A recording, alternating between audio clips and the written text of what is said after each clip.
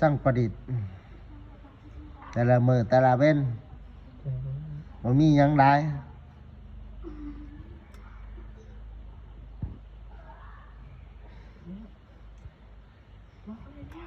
นี่แหละวิถีชีวิต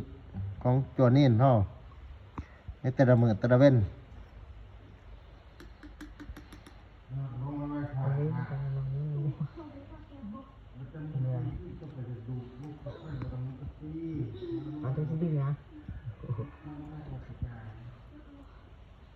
เอิ้นอีหยังบัดนี้เฮ็ดหยังเหรอตั้งหันกับบ่แม่น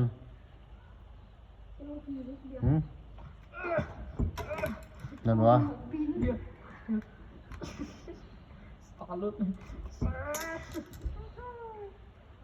ค่อยสตาร์ลุด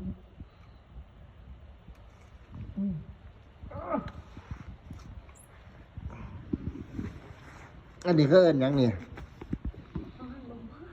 กังหันลมนุ่นหัวประคอ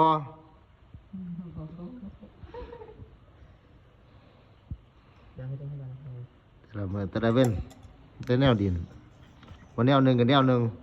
มือนั่นก็ตกเบ็ดวันนี้ก็ดินอันนี้อีกวันอื่นนี่ยังดูบ่อื่นดินรถบ่จักบ่อื่นเนี่ยเฮ็ดรถไม่หิวแดนบ่จัก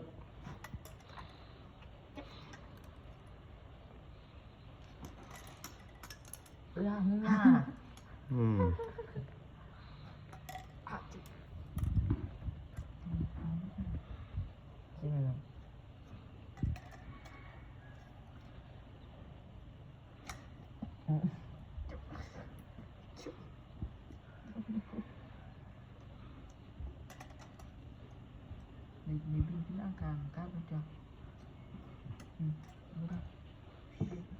ความคิดสร้างสรรค์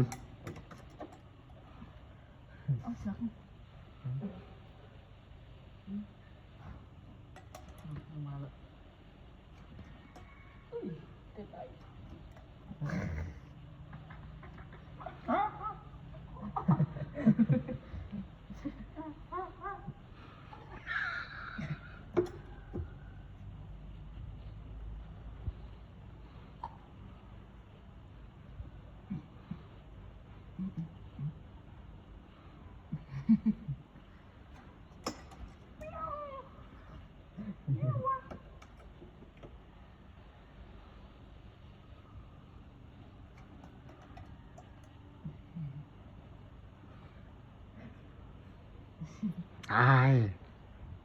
าย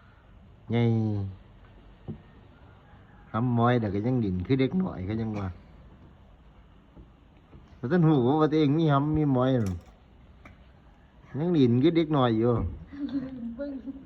เรื่องบางอีก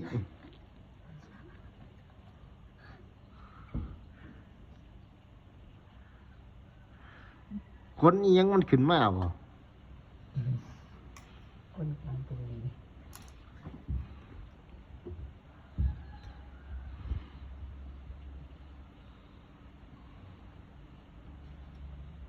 เนาะเสียจังไรอีกวะเนี่ย